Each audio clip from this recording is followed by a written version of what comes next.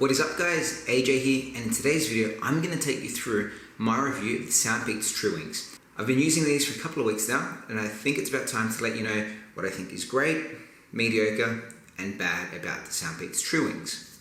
If you haven't seen them, check out my other two videos, the unboxing of the SoundPeats TrueWings, but also my video, The Problem with SoundPeats, that addresses one of my biggest concerns with SoundPeats as a brand.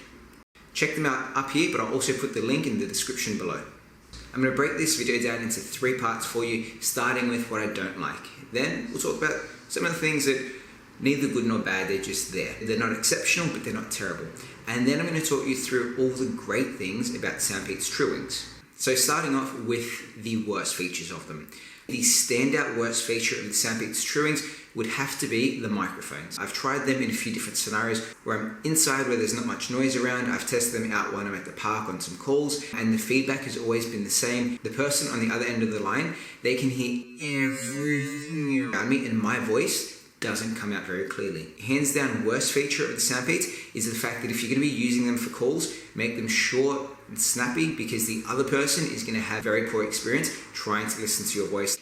The other thing I found quite annoying about the SoundPeats TrueWings is that these are sports headphones. They're designed for exercise, they're designed for people moving around, running around, jumping around, and a lot of that comes with working out outside at the park, on the ground, and on the grass, right? I found that even when my phone was within an arm's reach away, if I was doing things like push-ups or sit-ups, anything where I'm down and near the ground, the Bluetooth would cut out. If I was too low to the ground, there'd be some sort of interference and the SoundPeats would just drop out. The third thing, and I'm not sure if this is personal preference in the way that I use headphones, but the fact that these can only be paired up to one device at a time really got frustrating. I had these connected to my iPhone. I also had them connected to my work laptop because I was testing them out for calls. If I was connected to the iPhone, I'd have to manually disconnect before I could connect up to my laptop. You put them in and you just expect them to connect up, or you should be able to just manually override on the latest device. So if I'm on the phone and go to the computer, I should be able to go Bluetooth connect, and it should disconnect, I think it should disconnect from my older device. So the fact that it only pairs with one device at a time, for me, was quite frustrating. Now these are the not terrible but not great parts of the SoundPeats. The first one would have to be the charging of them. When they sit in the cradle, you can see that they drop in quite nicely, and you've got these lights that illuminate, letting you know how much battery is left. My issue here is the fact that the wings actually touch each other. So if you put these in at just the slightest wrong angle where one may be touching the other one, that can potentially stop it from charging. This could have been mitigated if they made the case just that little bit bigger, where they have enough room to fit in comfortably. But because they do touch each other, you have to make sure that they're both charging before you close the case. It's not the worst feature, but it can be frustrating. You have to be a little bit more careful, and it'd be really annoying if the next day or a couple hours later you go to use them and you realize, oh wait, they're not charging, or one of them didn't charge. So that one there is just to be mindful of, that you have to be a little bit more particular and careful when you put them back onto charging. So these being a budget set of headphones, I think they really stretch into what they want to give the end user, and I think that is a good thing. That is a really great thing when it comes to value for money. But it also means there are some compromises when you're using them. So they have this ambient noise where if you double tap on the left, everything around you gets louder. So when you're talking to people, you don't have to take out the earphone. It's meant to be so you can level your voice better. In theory, this is great. In practice, I didn't find it was that useful, because it just made everything echoey, and yes, I could hear myself better, I could hear everyone around me better, but it also came with a lot, and I mean a lot of noise, where it just made it easier and more comfortable to just take earphones out and speak. It's one of those features that it's nice to have, and it's good to see that they try to extend something into these budget headphones. Execution wasn't quite there. It wouldn't turn me off using these headphones. It just means I don't use that feature all that much. And the third thing that's not great but not terrible is the controls. So really easy to use controls to increase the volume, decrease the volume, change song, go back. I found that the required delay between taps was a bit too long. So if I wanted to increase the volume by 3 or 4 clicks, I'd have to tap, wait, tap, wait, tap, wait. It's not the worst, but it's one of those things to be mindful of, that if you want to do an action quickly on it, it does really require that you have a tap and a pause, and then you can give it a second control. It's not a negative, it's not a positive, it's just one of those things that you get used to. All right, saving the best for last, and I think If you're looking at getting the SoundPeats, you're looking for a good quality budget headset. Hopefully the list of good things about these outweigh the negative and the average features. Because that's what we want. We want value for money. When you're looking at a headset, I think there's a few core features that they have to get right for you to like them.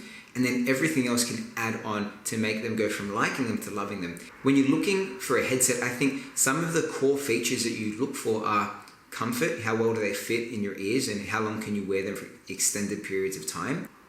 Audio quality, how loud, how crisp, how clear the audio comes out. Battery life, you don't want to be charging them all the time. And practicality, how quickly it pairs and unpairs to your device. So talking about sound quality, the SoundPeats excel in this area, especially at the $50 budget headset price range. The sound quality was phenomenal. Crisp, clear, loud, bassy. They gave you everything you wanted in a set of earphones and more. One of the core features being sound, battery life. 20 hours of playback before you have to recharge the case. And not once did I feel the battery was going to run out before my workout, before my call finished. So I think battery life, they're phenomenal. Two bonuses here. One is the fact that you have the battery indicator on the case, letting you know how much charge the case has. But the second one is that when you pair these up to your iPhone, I don't know about Android, but if you pair these up to your iPhone and you swipe to the left, you actually get a battery indicator that shows you how much charge each headphone has left. This is probably one of my favorite features. I can check the battery of both earphones from my iPhone and I'll see when it's at 150, 25 and 10% when I need to charge it. But overall battery life, again, big tick. SoundPeats, you did a great job. When it comes to comfort, I was a bit weary about getting the soft nib earphones. I like my over-ear headphones and I also like my AirPods because they've got a solid tip and I feel that's always been a lot more comfortable for me. As I've used the SoundPeats as my main headset for the past couple of weeks, I actually found that they're really, really quite comfortable. I have odd-sized ears, so in the left I use the small size ear nib and in the right I use the medium, but I found that they were both really, really comfortable, and the fact that it would hang around my ear meant that when I was doing things like running and more intense exercises, I wasn't worried at all that they were going to fall out of my ear, and never did they feel intrusive or that I wanted to take them out. Comfort overall, really, really good. These don't have any noise cancelling built in, but because they fit so well in your ears, they have a great passive noise cancelling.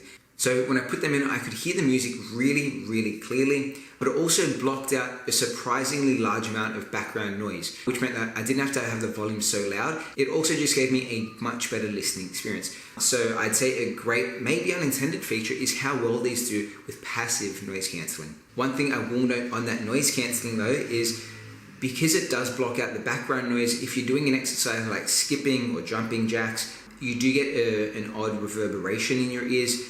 But that didn't bother me too much. It was just one of those things that you take the good with the bad, and really it wasn't that bad for the overall good or great that it brought.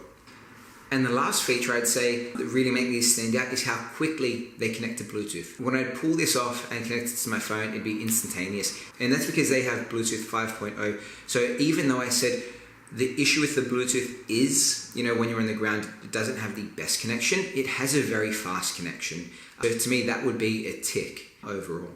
Awesome. So that is my bad, average, and great things about SoundPeats. Overall, I would say for the price, they are a phenomenal set of headsets because they do all the core things in a headset really, really well. Great audio, great battery life, comfortable, fast with the Bluetooth, that passive noise cancelling and the battery up on your phone. The negatives, they're there, but you're not using these for calls. These primarily aren't a calling headset, so that's okay, and that's where most of the negatives were.